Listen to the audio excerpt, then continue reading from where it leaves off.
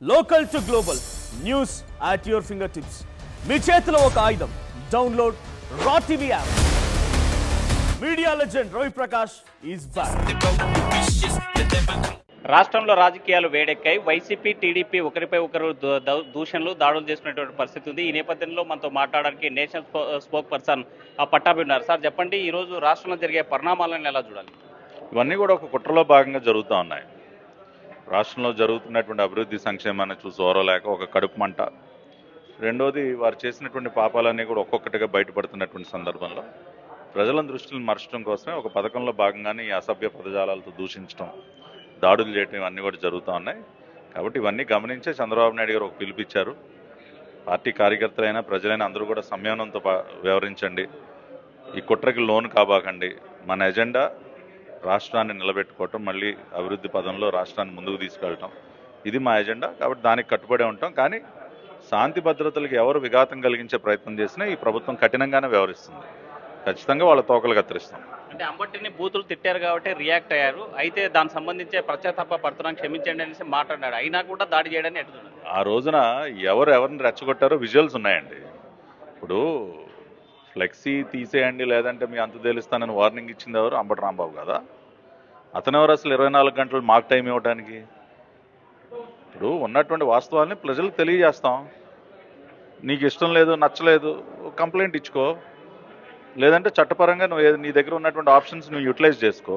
అంతేగాని నువ్వేవాడు అసలు మాకు వార్నింగ్ ఇవ్వడానికి? నువ్వు కదా రెచ్చగొట్టింది. నువ్వు 24 గంటల్లో మీ అంత తేలుస్తానని రెచ్చగొట్టి మళ్ళీ ఆ ప్రాంతానికి ఎందుకు వెళ్ళావు నువ్వు? సో ఇవాళ ఇదంతా ఒక ప్లాన్, ఒక కుట్ర, రెచ్చగొట్టడం, ఏదో గొడవ జరగాలి. ఎందుకంటే స్వామివారి సన్నిధిలో కూడా వాళ్ళు చేసినటువంటి పాపాలన్నీ బయటపడినాయి. కాబట్టి వాళ్ళు కుక్క తిప్పుకోలేని పరిస్థితిలో వాళ్ళు ఉన్నారు. ఏదో ఒక డైవర్షన్ కావాలి. కాబట్టి తాడేపల్లి ప్యాలెస్లో స్క్రిప్ట్ రెడీ అయింది, అది ఆంబోతుకు చేరింది.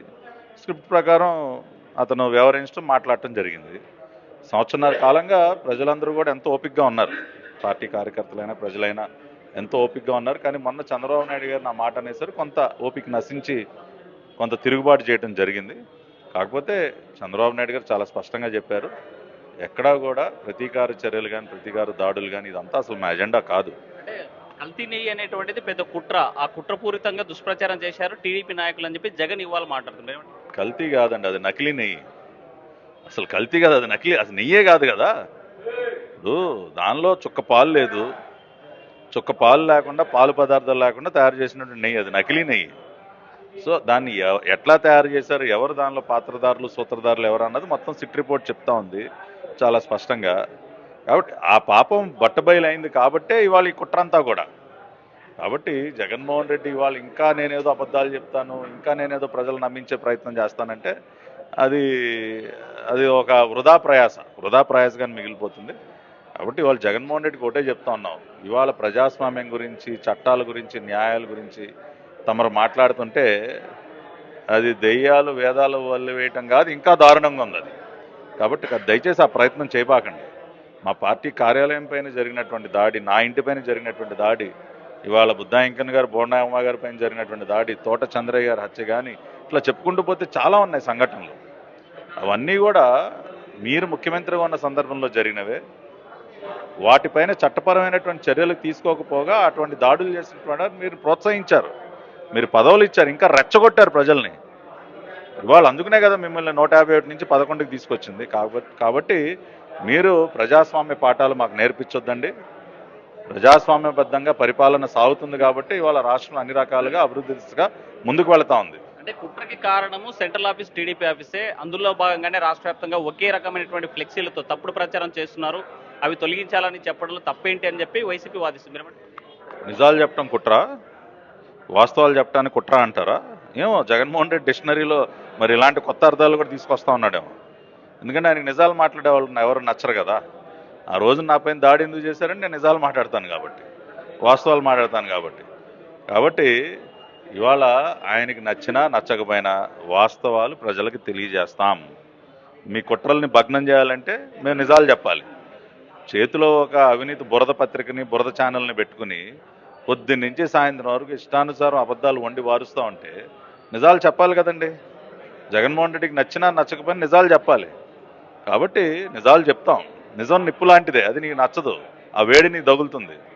కాబట్టి జగన్మోహన్ రెడ్డికి ఎంత కడుపుమంటున్నా సరే వాస్తవాలను ప్రజలకు తెలియజేస్తాం. అట్ ద సేమ్ టైం ప్రజాస్వామ్యబద్ధంగా వ్యవహరిస్తున్నప్పుడు వాళ్ళలాగా గోడలు దూకొచ్చి తలుపులు బద్దలు కొట్టి ఇళ్లలో నుంచి వ్యక్తులను లాక్కెళ్ళిపోవటం, రాత్రి కిడ్నాపులు చేయటం, థర్డ్ డిగ్రీలు ప్రయోగించడం, ఇవన్నీ అటువంటి అప్రజాస్వామిక పనులకి ఈ ప్రభుత్వ హయాంలో స్థానం లేదు లేదు లేదు. అంటే రాంబాబు పైన థర్డ్ డిగ్రీ ప్రయోగించారు అని చెప్పి జడ్జి ముందు మాట్లాడడాన్ని ఎట్లా చూడాలి? ఇప్పుడు ఊరికినే మాటలు చెప్తే సరిపోదు కదండి. ఆ రోజున మేము మా గాయాలు చూపించి, నేను కానీ రఘురామకృష్ణరాజు గారు కానీ మా చేతులకి కాళ్ళకి తగిలినటువంటి గాయాలు చూపించి మెడికల్ రిపోర్ట్లు చూపిస్తేనే చర్యలు లేవు.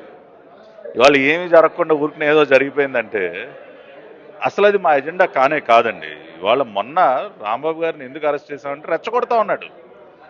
అంత జరిగాక కూడా నా ఇంటర్వ్యూ పీకుతారా మీరంటే ఇంకేం చేయాలి? ఇప్పుడు జోగి రమేష్ అంత ఏం మాట్లాడుతూ ఉన్నాడు? ఇంకా అవసరమైతే మళ్ళీ వస్తా చంద్రబాబు నాయుడు గారి ఇంటి మీదకి. ఏం చేయాలి అటువంటి వ్యక్తుల్ని? నన్ను అరెస్ట్ చేసినా భయపడేది లేదు, నా ఇల్లు తగలబెట్టినా భయపడని చెప్పి జోగి రమేష్ అంటున్నారు. దీన్ని ఎట్లా చూడాలి? ఇప్పుడు దాడులు చేయటాలు, ఇల్లు తగలబెట్టాలు మా ఎజెండా కాదని 100 సార్లు చెప్పాం. అయినా సరే కావాలని ఉద్దేశపూర్వకంగా ఇటువంటి రెచ్చగొట్టే వ్యాఖ్యలు చేస్తూ ఉన్నారు.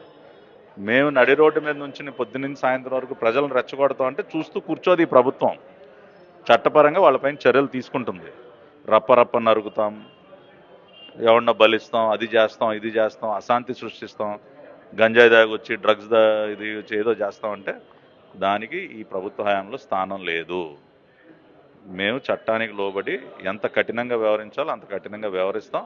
కానీ ఏ రోజు కూడా వాళ్ళలాగా మారేటటువంటి పరిస్థితి ఉండదు. వాళ్ళు సైకోలుగా ముద్రయించుకోవటం వాళ్ళకి మాత్రమే చెల్లింది. తెలుగుదేశం పార్టీ కార్యకర్తను కానీ నాయకుడు కానీ ఎవరు చూసినా సరే నిజాయితీ, నిబద్ధత, ఒక సిన్సియారిటీ, సమాజం కోసం పనిచేసేటటువంటి సేవకులు వాళ్ళలో కనపడతారు. అంటే మనం చూసాం ఇప్పటి వరకు వరుసగా అరెస్టులు చేయడాన్ని చూస్తాను. మీ రెడ్ బుక్లో ఉన్నటువంటి దీని ప్రకారం అరెస్ట్ చేస్తా ఉన్నారని చెప్తున్నారు. నెక్స్ట్ మీ రెడ్ బుక్లో ఏ మంత్రులు ఉన్నారు, మాజీ మంత్రులు? రెడ్ బుక్ అంటే ఏంటో లోకేష్ గారు చాలాసార్లు వివరించారు. ఎవరైతే చట్టాలని దుర్వినియోగం చేసి చట్టాలు ఉల్లంఘించి అప్రజాస్వామికంగా వ్యవహరిస్తారో వారు మాత్రమే రెడ్ బుక్లో ఉంటారు. వారిపైన చట్టపరమైనటువంటి చర్యలు ఉంటాయి. రెడ్ బుక్ అంటే హత్యలు, మానభంగాలు, లేదంటే దాడులు, హింస, తగలబెట్టాలి ఇవి కాదండి. అది కాదు రెడ్ బుక్ అంటే. ఆ పుస్తకం అంతా జగన్మోహన్ రెడ్డి దగ్గర ఉంటుంది భద్రంగా. కూడా డిజిటల్ బుక్ ఉంది, అందులో రాసుకుంటున్నామని చెప్తున్నారు. ఇప్పుడు కొత్తగా రాయాల్సింది ఏముందండి? ఇప్పుడు జగన్మోహన్ రెడ్డి 5 సంవత్సరాల కాలంలో ఏం చేశాడు? దానికి అది తట్టుకుని ఎదురు నిలబెట్టి పోరాడినటువంటి వ్యక్తులం మేము. కాబట్టి ఈ ఉడతూపులకు మేమేం భయపడాం. ముఖ్యమంత్రిగా ఉన్నప్పుడు మేమేం పారిపోలే, ఎక్కడికి ఊళ్ళో వదిలిపెట్టి ఏం పారిపోలా. బెజవాడి నడిబొడ్డుల నుంచి పోరాడినటువంటి వ్యక్తులం. ఇప్పుడు ఏదో డిజిటల్ బుక్లు, ఈ ఉడతూపులు ఎవడు భయపడ్డు. అసలు మళ్ళీ జగన్మోహన్ రెడ్డి లేసే పరిస్థితి ఉండదు. అతని చాప్టర్ అయిపోయింది. ఫైనల్గా సూటిగా ఈ రాష్ట్ర ప్రజలకు ఏం చెప్పదలుచు? రాష్ట్ర ప్రజలందరికీ కూడా ఒకటే మనవి చేస్తూ ఉన్నాం. అందరూ కూడా చంద్రబాబు నాయుడు గారి సారథ్యంలో జరుగుతున్నటువంటి ఉద్యమంలో భాగస్వాములు కండి. విజన్ 2047 డాక్యుమెంట్ ఆధారంగా దేశంలోనే ఒక అత్యున్నత రాష్ట్రంగా తీర్చిదిద్దడానికి చంద్రబాబు నాయుడు గారు చేస్తున్నటువంటి మహాయజ్ఞంలో భాగస్వాములు కండి. కలిసి పనిచేద్దాం, మన రాష్ట్రాన్ని బాగు చేసుకుందాం, మన కుటుంబాలను ముందుకు తీసుకెళ్దాం, మన బిడ్డలకి మన అందరికీ కూడా ఒక బంగారు భవిష్యత్తుని ఏర్పరచుకుందాం. That is our only agenda, that is our only appeal to everyone in the state. ఇటువంటి కుట్రలు కుతంత్రాలని ఎలా డీల్ చేయాలో చంద్రబాబు నాయుడు గారికి తెలుసు, లోకేష్ గారికి ఇంకా బాగా తెలుసు. కాబట్టి వాటిని మేము చూసుకుంటాం చట్టాలు లోబడి. మనందరం హ్యాపీగా హాయిగా ఉందాం, ఒక పండుగ వాతావరణంలో ఉందాం. రెడ్ బుక్ లో రాసినటువంటి పద్ధతుల్లో ఒకరొకరు ఏం చేయాలో ఆ పద్ధతుల్లో చూసుకుంటాం. అయితే డిజిటల్ బుక్ లో రాసినటువంటి ఉడత ఊపులకు భయపడేటువంటి ప్రసక్తి లేదు. విజయవాడ నడిబొడ్డున ఉంటాం, జగన్మోహన్ రెడ్డి చేసేటువంటి ఆగడాల ఎదుర్కొంటామని చెప్పి పట్టాభి చెప్పేటువంటి పరిస్థితి. వీడియో చంద్రశేఖర్తో హుస్సేన్ నాటి కర్నూలు. మరిన్ని వీడియోస్ కోసం ఛానల్ ని సబ్స్క్రైబ్ చేయండి, లేటెస్ట్ అప్డేట్స్ కోసం వాట్సాప్ ఛానల్ ని ఫాలో చేయండి అండ్ లింక్ డిస్క్రిప్షన్ లో ఉంది.